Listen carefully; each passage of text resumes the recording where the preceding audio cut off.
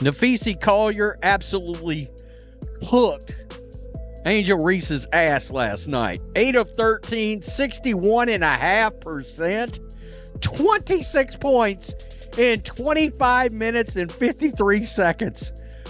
She scored 26 in 26 minutes. What happens when a player focused on personal stats faces a team built to win? On May 10th, we saw the answer. Napheesa Collier, the Minnesota Lynx, shut down Angel Reese and the Chicago Sky's game plan, holding her to just 10 points and 3 rebounds in 25 minutes. Angel Reese, preseason, part 2, let's get it! What they say about layups, harder than nuclear physics. Bang! She's a point forward now, and nobody's more excited than opposing defenses. Time for the vintage underhand scoopity shot from 3 feet. Yep, there it is. Bang! This wasn't just another preseason matchup. It was a reality check on what happens when social media hype meets serious basketball. Did the Lynx just expose Angel Reese's double-double streak as overhyped? What does her new coach really think about her role on the team? We're breaking down the footage, how Napheesa Collier shut her down, what happened after, and whether fans are still buying into the hype. If watching her miss easy shots keeps you entertained, drop Baby Giraffe in the comments. Let's get into it. Angel Reese fans are going to be happy because she's playing away from the rim, a long way away from the rim, and those rebound numbers and those double-doubles are about to take a back seat. So guess what? Padding the stats is not going to work. Before the May 10th game, Angel Reese was all confidence, posting about dominating and saying she rarely loses. But when she faced Napheesa Collier and the Lynx, reality hit hard. The self-proclaimed rebounding queen managed just 3 rebounds in 25 minutes. That's right, 3 boards for a player known for racking them up, mostly off her own missed shots. I would give away the farm, but Angel was 2 of 8 from the field. 2 of 8 from the field. 4 rebounds, 6 assists, 10 points. The game tape tells the story. Collier shut Reese down with precision. From the opening tip, she used sharp positioning to keep Reese off the glass. Unlike college, where Reese could muscle through defenders, she struggled against a seasoned pro who knew how to control space and timing. In the second quarter alone, Reese tried to post up 3 times. Collier denied every pass, forcing her away from the paint. When Reese finally got the ball, Collier's footwork pressured her into a wild, off-balance shot that clanged off the rim. No rebound, no second chance. Fry cook in the WNBA. Bag work is off the dollar menu, man. What is this junk?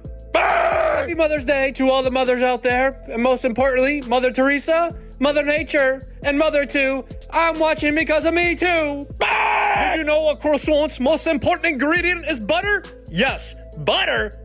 Butter. Butter pecan. Reese's shot chart backs it up. Just 2-4, 8 from the field and 0-4, 1 from beyond the arc. Her only real production came at the free throw line, where she went 6 of 8. Without her usual putbacks or hustle plays, her offensive game looked flat, limited, and easy for the Lynx to shut down. Look at these stats. This was some first quarter action. 5 points, 4 assists, 1 steal, 1 for 4 from the field. Missed drive layup, missed 6 foot, leading taking 2. Missed drive, lead taking layup. It's going to be another one of those years, folks. The Lynx defense as a whole deserves credit. Every time Reese got the ball, helped defenders closed in fast, forcing her into tough shots or panic passes. The second quarter was a mess for the Sky. They shot just 25% and made only 4 field goals.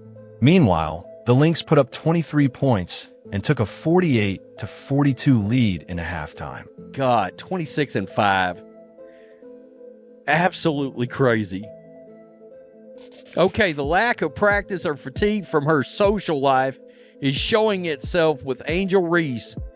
She's doing a lot of watching and slow on defense. Also not communicating. She literally stood there and watched feed backdoor to the rim for a layup from a pass. Reese's first half said it all. just 3 shot attempts, no makes, and all her points coming from the free throw line. This wasn't just a cold streak. It was a complete defensive shutdown by a more seasoned opponent. While Reese struggled to find her footing, Collier thrived, dropping 26 points on 8 of 13 shooting in under 26 minutes, along with 5 rebounds, a steal, and a block. That night, Collier looked like a true MVP contender, while Reese looked outmatched and still adjusting to the pro level. Has 0 free throw attempts. Did the refs swallow the whistle? Well, Angel's got 30. Who has the special whistle again? Oh, okay, yeah, that's right. I remember Angel Reese talking about they must have a special whistle out there.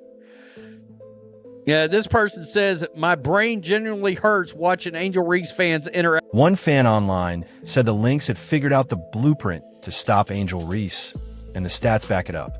By shutting down her rebounding, Collier revealed how limited Reese's offensive game really is.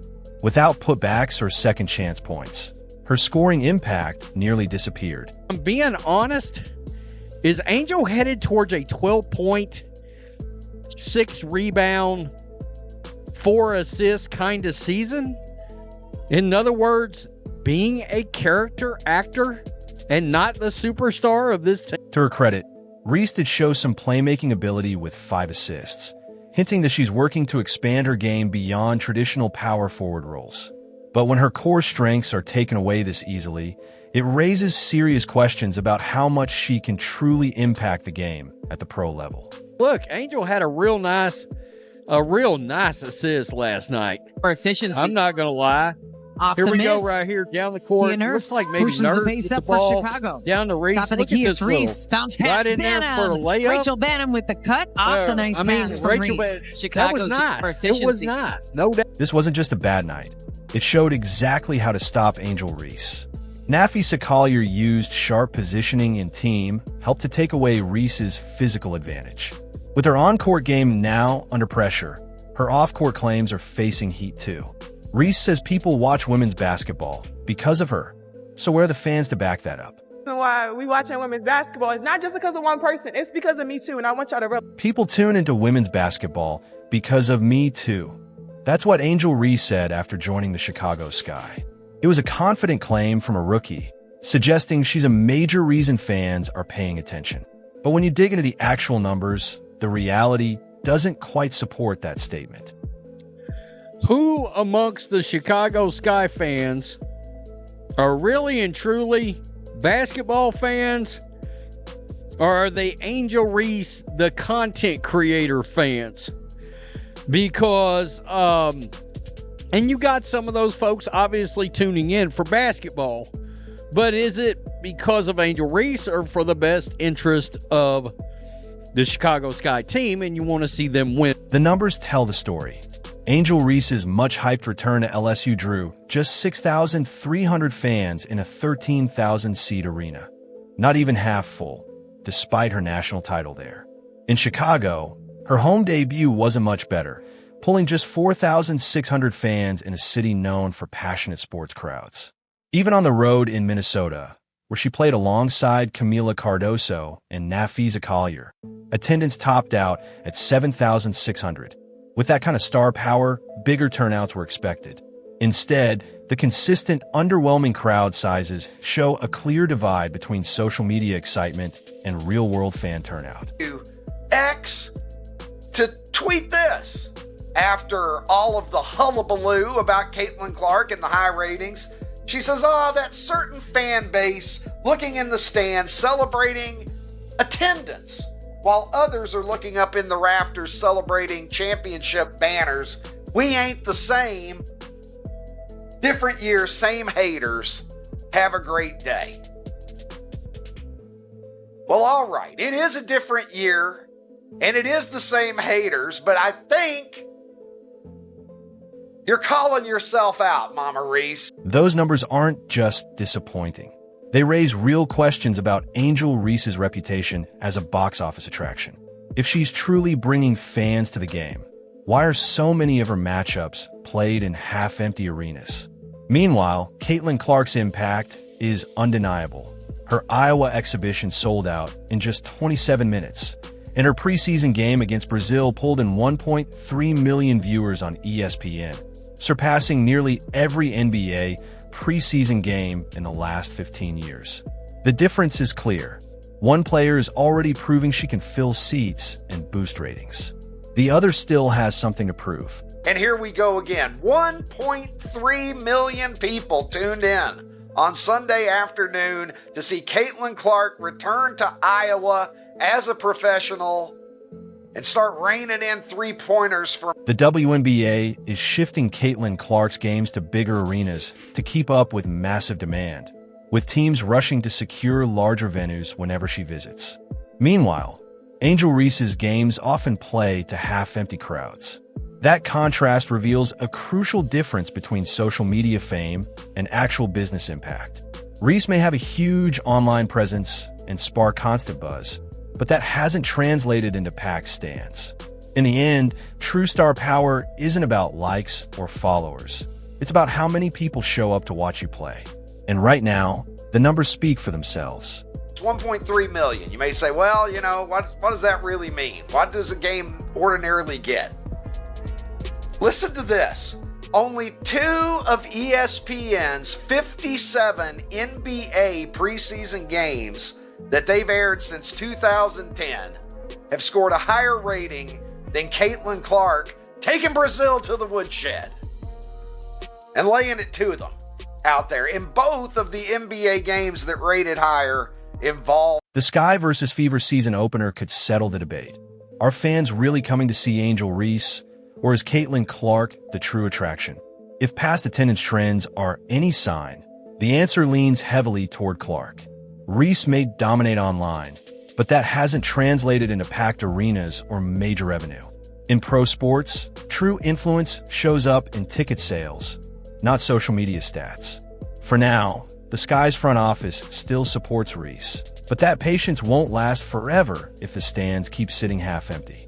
The real test is ahead. Can she turn online fame into real-world fan support? Or will the silence in the seats speak louder? Currently, Caitlin Clark playing against a bunch of people you've never heard of, and I can't imagine how bad this Brazil team is. That actually rates higher than 55 of 57 NBA preseason games that they've aired. If you want to know how popular Caitlin Clark is, if you're wondering if any of the mania has worn off, the early indications for year 2 of Caitlin Clark as a professional is that no, our public has by no means gotten enough of this young woman's talent. Angel Reese once said she's why fans watch women's basketball, but that spotlight may have come at a cost. Less than a year into her role, Chicago Sky head coach Teresa Weatherspoon was let go, surprising many around the league. Weatherspoon, a respected Hall of Famer, was seen as a culture changer meant to lead the team long-term. But after just 40 games, her time was up. The sudden move raises real questions. Was the team too focused on promoting star power instead of building a winning program? And did that shift in priorities play a part in Weatherspoon's early exit? Sure that there continues to be structure, discipline, accountability, just championship mindset. And we want the Sky to continue to be a place where people want to be long-term. The stats paint a sobering picture. Despite individual accolades, the Chicago Sky ended the season 13-27, missing the playoffs entirely. It wasn't for lack of talent. Several players posted career highs, including Angel Reese, who averaged a WNBA rookie record 13.1 rebounds per game. But those personal milestones couldn't mask the team's deeper issues: poor offensive cohesion, defensive lapses, and inconsistent rotations. The Sky often looked like a team without identity or direction, and in the cutthroat world of professional sports, that kind of underperformance usually comes with consequences, like a head coach losing her job. Of stat padding, you are down by 22 points, and you've got the Fever's bench player,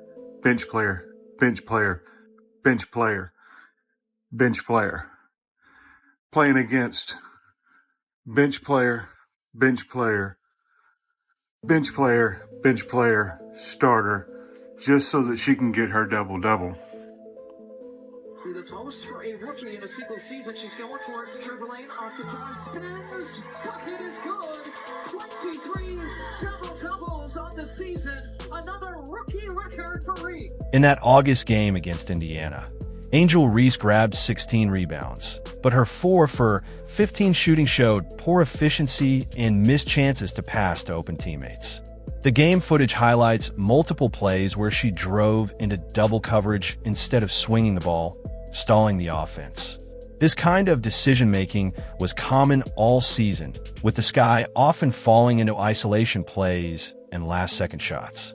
It wasn't just a coaching issue. It reflected a team more focused on personal stats than winning. After that loss, players gave short, tense interviews that hinted at behind-the-scenes frustration. The mood was low, and it showed a team breaking down under the weight of its own problems. According to league sources, Weatherspoon had lost the locker room because of a culture that catered to the needs of a few players. The gap between stats and actual wins didn't just affect team chemistry. It shook the entire Chicago Sky organization. Trading away Marina Mabrey mid-season removed their top shooter and key floor spacer, and the team's performance quickly dropped. That move showed how fragile things already were. Behind the scenes, frustration grew as players began to question coach Napheesa Weatherspoon's approach, which seemed more focused on developing younger players like Angel Reese than building a strong team unit. The offense lacked consistency, and the team's identity kept shifting. Reese's tweet, "I came to Chicago because of you," highlighted her close bond with Weatherspoon, but it also hinted at deeper issues. When one player's relationship with the coach becomes central, it can leave others feeling left out. In letting Weatherspoon go, the Sky weren't just making a coaching change. They were signaling that the focus needed to shift back to teamwork and winning, not individual attention. As an organization, we just, felt it was time to make a change. There's just private issues that I think we will keep it. Could Napheesa Weatherspoon have kept her job if Angel Reese had been less focused on racking up personal stats? We'll never know. In pro basketball, numbers don't mean much if they don't lead to wins. Double-doubles are empty if the team keeps losing. Now, Reese is about to face one of her toughest matchups yet. Napheesa Collier, a proven defender who's not interested in fame or highlights. She's there to shut players down. Still, despite the struggles, Chicago Sky GM Jeff Pagliuca continues to support Reese, calling her driven to win and saying her focus on basketball hasn't slipped, even with all her off-court branding efforts. But in the end, what matters most is what happens on the court. Not the quotes, not the social media, just the results. Make Angel Reese point at the ring finger back at LSU? Did Caitlin Clark make Angel Reese hop up off the bench like a member of Cobra Kai when Kennedy Carter cheap-shotted Caitlin? Does Caitlin Clark make Angel Reese complain about everything? She can't afford to pay her rent. She can't do this. She can't do that. A lot of whining. But then all of the narcissistic comments at the same time, and maybe she comes by. Management may sound optimistic, but pressure is building fast. Can Angel Reese prove she's more than just viral clips and social media buzz?